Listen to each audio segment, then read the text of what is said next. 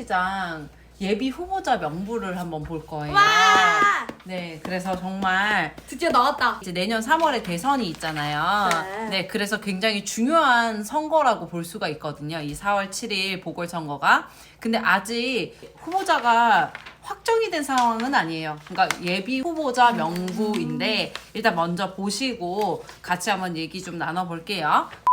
온라인에서 그 선관위 중앙정보 관리 시스템에 들어가시면 이제 예비 후보자 명부를 다 볼 수가 있고요. 그리고 그 후보자 그 옆에 이름 클릭하시면은 옆에 뭐 정과 어떤 기록인지까지도 다 나오기 때문에 그런 거 확인하시면 될 것 같아요. 엄청 젊은 분도 있네요. 네, 젊은 분들도 있습니다. 뭐 90년생 분도 계시고요.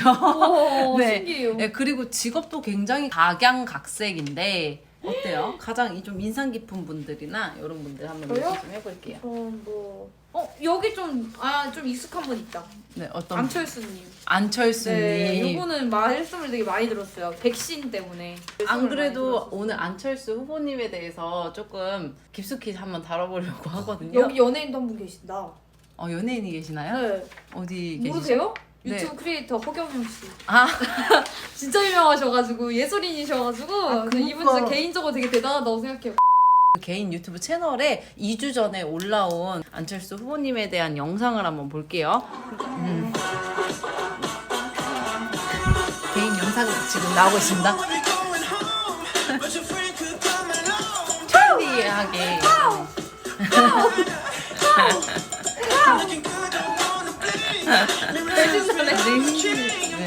영상에 집중해주세요. 아직 안 나왔어요? 네, 댄스 타임 아닙니다. 결국은 경제 위기를 극복하는 핵심은 아니 그 서울의 정치 생산성을 뉴스 높이는 보실 때마다 겁니다. 단당류 땡기시나 봐요. 힘드신가 봐요. 공부하실 때 당이 가장 땡겨가지고. 상식적으로 사람과 자본은 서울은 가지고 있습니다. 그래서 결국은 핵심은 생산성인데 이 생산성을 높이기 위해서는 가장 중요한 것이 이 지식 자본에 기초한 산업 구조 혁신이 필요하다는 겁니다. 지식 자본 도시 서울을 만들겠다. 그리고 또 융합 경제 서울을 만들겠다. 첫 번째, 융합 경제 혁신 지구를 10곳을 지정하겠습니다. 두 번째, 서울형 테크시티 6곳을 조성하고자 합니다. 그리고 또 세 번째로는 소상공인 안심재단을 설립하고자 합니다. 뭐 강북, 강남, 강서 전역에 지금 그러니까 지역별로 저렇게 경제를 살리기 위해서 뭔가 지역 어떤 거는 뭐 혁신지구 뭐 공연 무슨 뭐 지구 거기 그 주변에 그런 사람들이 사는 게 아니잖아요. 일단은 이분이 하고 싶은 거는 융합 경제 혁신 도시를 만들겠다. 다? 그러니까 서울시를. 그래서 지금 구마다 어떻게 혁신할지를 얘기를 하는 거죠. 약간 앨런 머스크 느낌으로. 할 수 있어요 이거 다? 궁금했어. 미래지향적 도시 막 이런데 근데 그 도시 누가 들어와요? 그러면 아파트값 또 상승할 텐데? 저는 집을 또 가질 수 없겠네요. 신촌과 홍대는 K 공연. 예술 이런 분들이 네, 또 K 사실은 공연 발전하고. 지구. 근데 문제는 신촌하고 홍대가 지금 힘들어진 게 네. 이런 예술인들을 싹 다 쫓아냈잖아요. 아니 예술인들을 위한 걸 하겠다고 밑에 했는데 보시면은 예술 콘텐츠를 결합시킨 신창업 공간을 기획. 자 신창업 공간인데 예술인들이 없다니까. 돈이 너무 비싸서 못 살아요 거기. K푸드. K셰프 야 혁신 지구로 가락동 진짜 발전시키고자 집값 합니다. 서울에 있는 지상에 다니는 철도길들입니다. 근데 그게 다 합하면 57km 정도가 돼요. 서울에. 그리고 그걸 만약에 전부 지하화를 한다. 그렇게 되면 이거 어디서 많이 들었는데? 서울에 지하도시? 200만 평- 저 태클가 그러니까 없어가지고 K 예술지구로 한번 그래서 가보시죠. 5년 정도를 추천드립니다. 하게 되면 오신환 후보님이 말씀해주는데 그럼 5억은 있어야 부지를 된다고 만드는 그러셨는데 5억이 없으면 어떡하나요? 5년 내에 이 정도면 거짓말이야. 서울 5억 가지고도 힘들 것 같은데요? 지금 안철수 후보 공약 봤는데 어떤 생각인지. 현 서울의 문제는 정말 잘 찝거든요.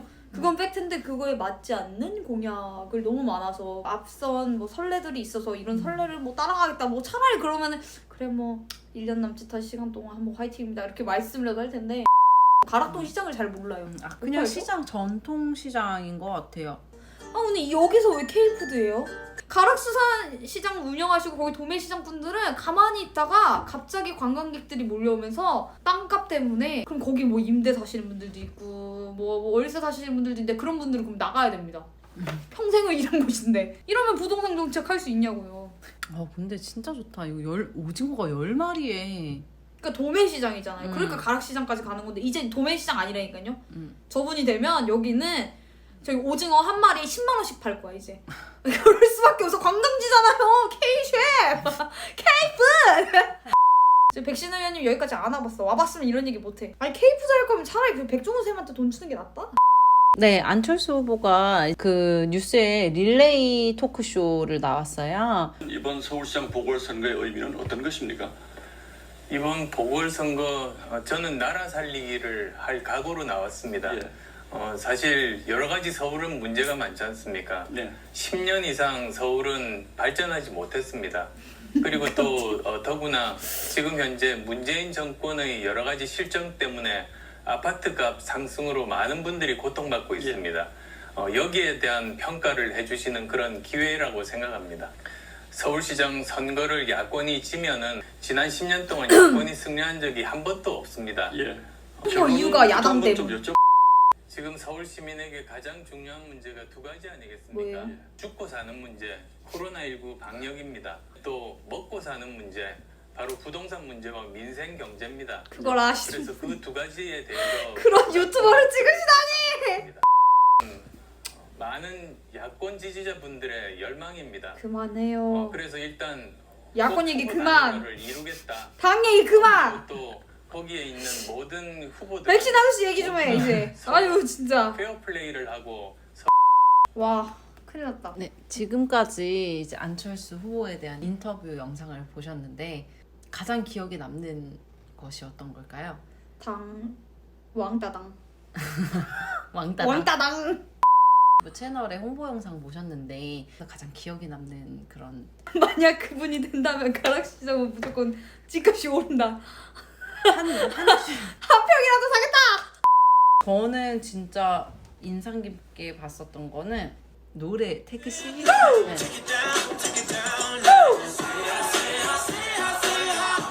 다른 후보님들 보시면은 정책 자체가 굉장히 정말 한 군데만 집중적이지가 않는데 조금 당황을 했었어요. 근데 대부분의 국민들은 이렇게 소수 3%, 5%, 10%만 살아가는 서울이 아니라 그쵸. 사실 나머지 90%의 일반 소시민들이 살아가는 그런 서울인데 90%를 배려하지 않는 그런 정책이지 않았나 이런 생각이 좀 드네요. 아무개도 안 팔아보고 지금 이런 말 하면 안 되지.